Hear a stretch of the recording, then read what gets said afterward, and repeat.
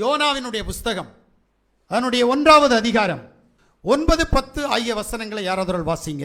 அதற்கு அவன், நான் எபிரெயன், சமுத்திரத்தையும் பூமியையும் உண்டாக்கின பரலோகத்தின் தேவனாகிய யாவாவிடத்தில் பயபக்தி உள்ளவன் என்றான். அவன் யாவாவுடைய சமூகத்தினின்று விலகி ஓடி போகிறவன் என்று தங்களுக்கு அறிவித்ததினால் அந்த மனுஷர் மிகவும் பயந்து அவனை நோக்கி, நீ ஏன் இதை செய்தாய் என்றார்கள். வாசிக்கப்பட்ட வேத பகுதியில் தேவனுடைய மனுஷனாகிய, அதாவது தேவனுடைய வாயாகிய யோனாவை குறித்து சொல்லப்படுகிறது. இவன் ஒரு தீர்க்கதரிசி, இஸ்ரவேலின் தேவனை மகிமைப்படுத்துகிறவன், இஸ்ரவேலின் தேவனுக்காக ஊழியம் செய்கிறவன். ஒரு நாள் தேவன் இவனை ஒரு ஊழியத்தை கொடுத்தார். ஒரு எச்சரிப்பின் ஊழியத்தை நீ செய்ய வேண்டும் என்று சொல்லி கொடுத்தார். கொடுத்த போது அந்த ஊழியத்தை குறித்து இவன் யோசிக்க ஆரம்பித்தான். எப்பவுமே தேவன் சொன்ன காரியத்தில் நீங்களும் நானும் மறு பேச்சு பேசக்கூடாது. பேசினால், சிந்தித்தால் இப்பிரபஞ்சத்தின் அதிபதியானவன் உங்களிடத்தில் கிரிய செய்ய ஆரம்பித்து விடுவான். யோனா யோசிக்க ஆரம்பித்த போது இந்த உலகத்தின் அதிபதியானவன் அவனிடத்தில் கிரிய செய்ய ஆரம்பித்தான். இன்றைக்கு அநேகர் தன்னுடைய சுய புத்தியில, சுய ஞானத்தில் தேவனுடைய நாமத்தை மகிமைப்படுத்தலாம்னு நினைப்பாங்க. அங்க பிசாசானவன் கிரிய செய்கிறான் என்பது இந்த வேத வசனத்தின்படி உண்மை. என்ன அப்படின்னா, யோனா நினிவேவுக்கு கடந்து போய் நினிவேவுக்கு விரோதமாய் சுவிசேஷம் சொல்லணும். இந்த ஊர் அழிய போகுது, இந்த ஊரில் இருக்கிற பாவத்து நிமித்தமாக தேவன் இந்த நாட்டை அழிக்க போகிறார் என்று சொல்லி சொல்லணும்.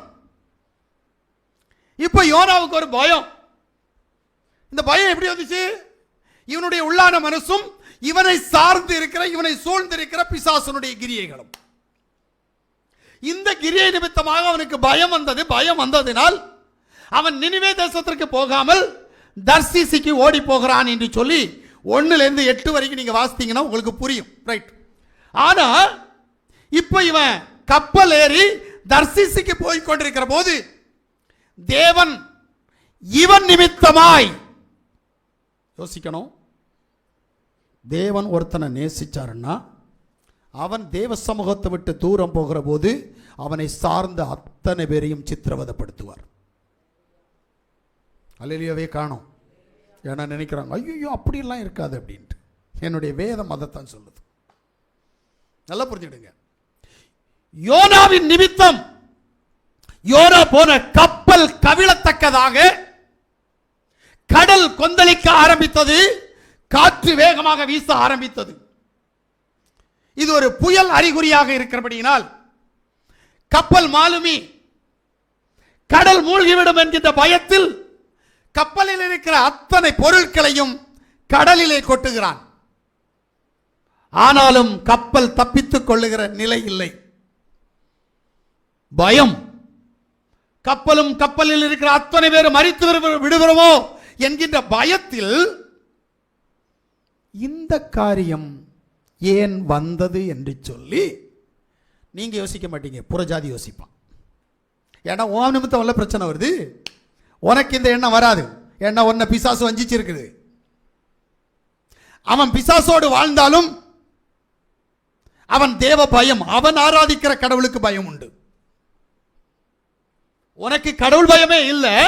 ஆனபடியினால் தேவனை நீ அணுக மாட்ட. பின்னாடி போனா பின்னாடியே போயிட்டு இருப்ப.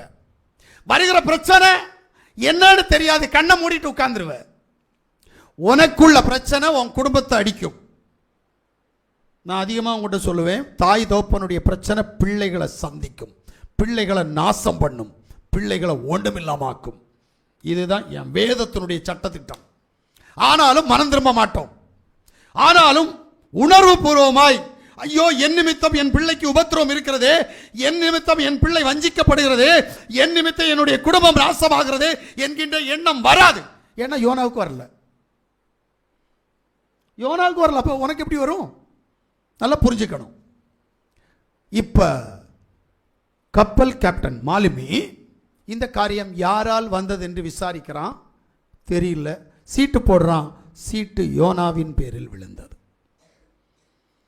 இப்ப யோனாவை பார்த்தா யோனா அடித்தட்டுல நல்லா தூங்கிட்டு இருக்கிறாரு. இங்க நடக்கிற எந்த பிரச்சனையும் தெரியாது.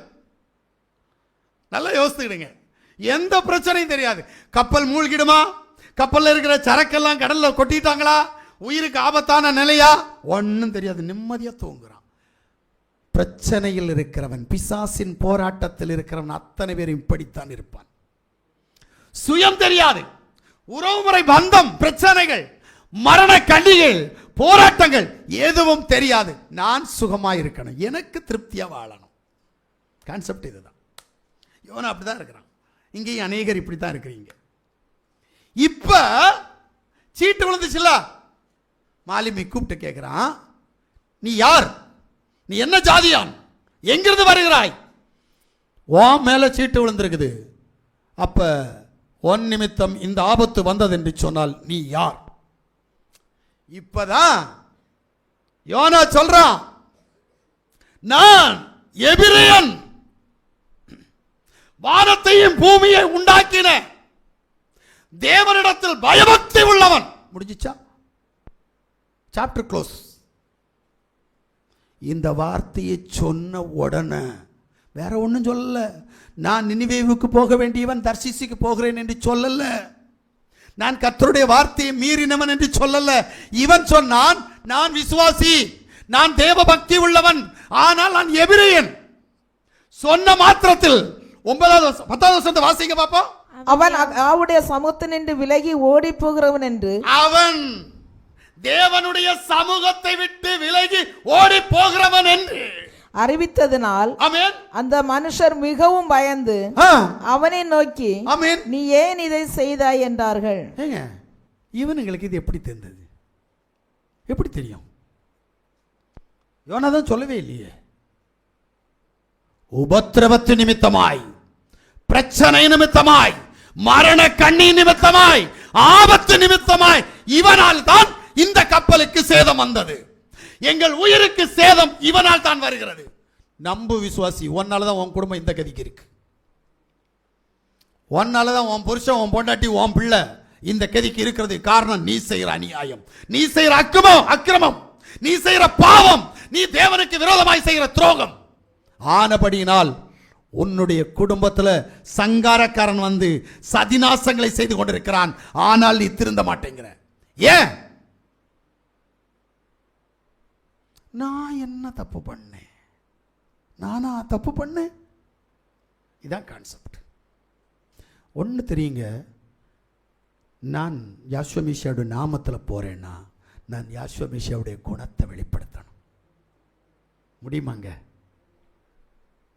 யாஸ்வமேசியாவுடைய குணம் என்னில் வெளிப்படணும். அப்ப அவனுக்கு தெரியும், பரவாயில்லையே, கடவுள் என்ன சொன்னாரோ அது போலயே செய்றான். நம்ம கோவப்பட்டாலும் அன்பா பேசுறாங்க. அவங்க மாறி கூட பேசல. இருக்குமா இருக்காதா? நம்முடைய கிரியைகள் தேவனுடைய நாமத்தை தூசிக்கத்தக்கதாக கிரியை நடந்து கொண்டிருக்கிறது. இங்கே இவர் சொன்னது, நான் ஒரு எபிரெயன்,